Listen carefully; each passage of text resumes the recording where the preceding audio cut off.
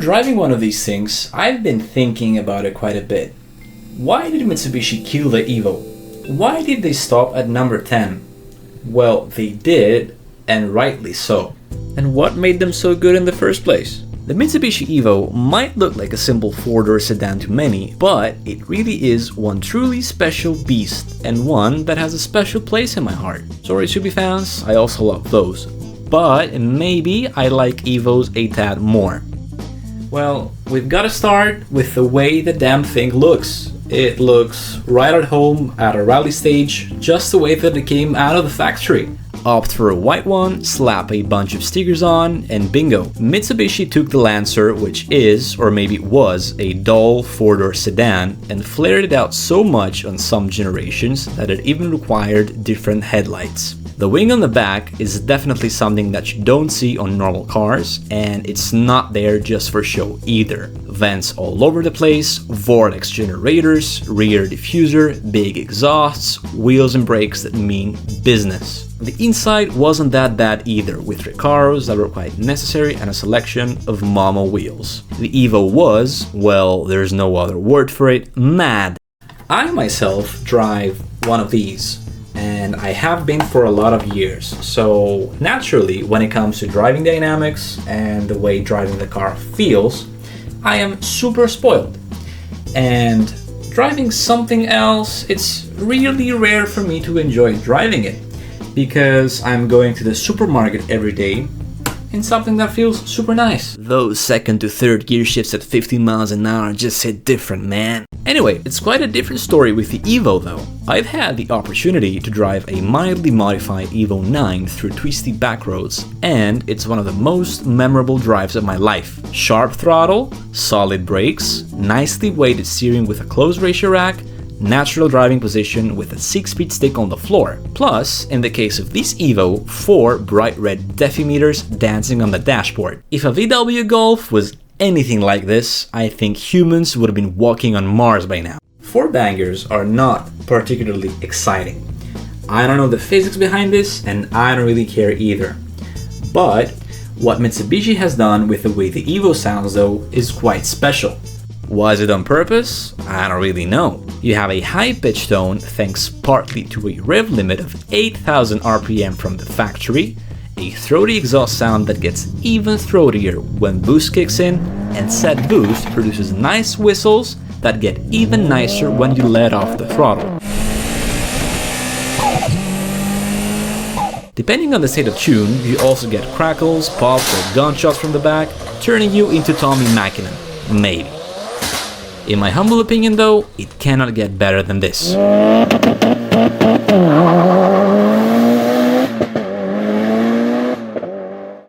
Part of the Evo's allure is its versatility.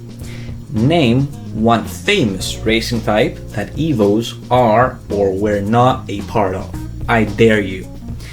It might have been born in the world of rallying, but it does great in everything. It's fast in a straight line, it corners really well, it can go off-road spinning all 4 wheels, and it can also do that on the road, doing spectacular power slides and donuts. If you put mods into the equation, you end up with a muscle car killer, a Nürburgring or Tsukuba Meister, a competent group and rally car, or a drift car that can take part in drift championships. Fun fact, they still make new rally cars with Evo drivetrains, such as plenty Ford Fiesta rally cars.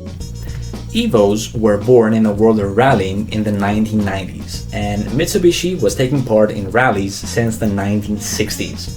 The Lancer Evo is essentially just a really heavily tuned Lancer right out of the factory. So it should come to no surprise then that the aftermarket community parts was and is crazy. In fact, so crazy that finding an unmodified Evo nowadays is noteworthy. Mitsubishi themselves also offered a pretty vast catalog of performance-enhancing modifications via their rally subsidiary named Ralliart. You could spec a brand new Evo with extra braces, a racing clutch, differential, suspension, engine management software, and other modifications such as operated intercoolers, exhausts, and so on and so forth. For off-road use only, of course. Another incredible thing with this car is actually how comfortable it is. because you have 4 doors, 5 seats, a big trunk, it's nicely comfortable, it has good insulation. This is actually perfectly daily drivable. Depending on the model, they came with a good sound system, air conditioning, xenon headlights, satellite navigation, leather heated seats, a sunroof, an automatic transmission, good passive safety, and multiple airbags. Some Evos also came out as wagons, which made it an ideal candidate for a Nürburgring taxi, or, if you switched its differentials to gravel mode, a rally course, or finally, if you happen to find yourself in Finland in the middle of winter, snow mode. They're also pretty lightweight. Now, sure, this doesn't apply to all Evos.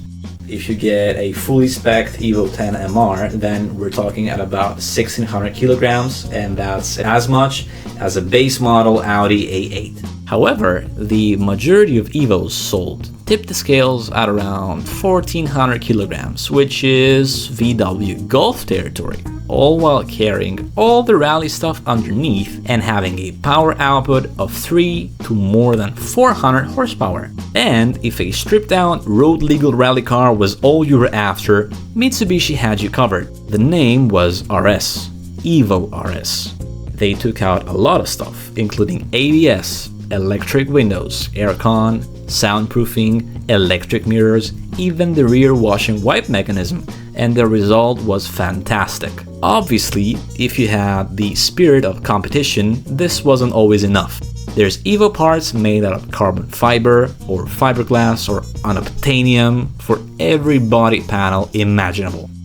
Its legacy is almost unmatched. The Evo is quite a part of pop automotive culture, and it's in no small part thanks to its presence in motorsports, movies, games, and even anime. Tommi Mäkinen had 24 WRC victories in total, and 22 of those were with the Lancer Evolution, with a special edition Evo 6 released to celebrate this. Jackie Chan drove Evos both in movies, leading to some legendary scenes, and real life. Paul Walker was driving one in reverse while flipping Tyrese the Bird. Gran Turismo had almost every generation, trim, and special edition. Initial D had various Evos in many different states of tune. The baddies in the Taxi 2 movie, Top Gear. Need I go on? Unfortunately, despite a run of almost 3 decades, the Evo got killed off in 2016, and 1 year later, so did the Lancer itself. It will never come back, and as a matter of fact, I don't think it should. Let me explain. It was made in older times by a way different automotive industry for a world that doesn't really exist anymore. Hybrids and electrics are all the craze nowadays, with gasoline and diesel cars slowly being pushed out of existence. People don't care about motorsports that much anymore. Nobody would spend 50 grand for a car with a plastic interior and a rubbish badge. A boring, eco-friendly car with a slippery, ugly shape is the only thing that would make sense for Mitsubishi to produce, possibly based on an existing Nissan or Renault hybrid crossover platform. And its sole purpose would be to milk the legendary Lancer Evolution name.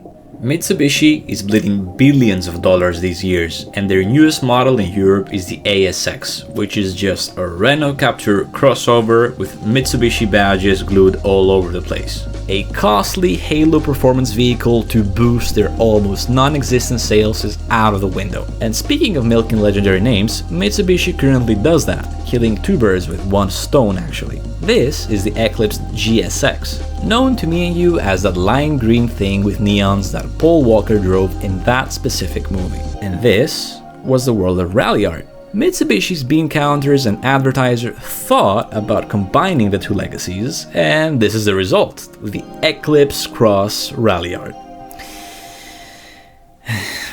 The Evo would probably be based on the Qashqai, and it would just have big Evolution written on it with a red, ugly font and maybe floor mats to match. Just let it go. I myself drive...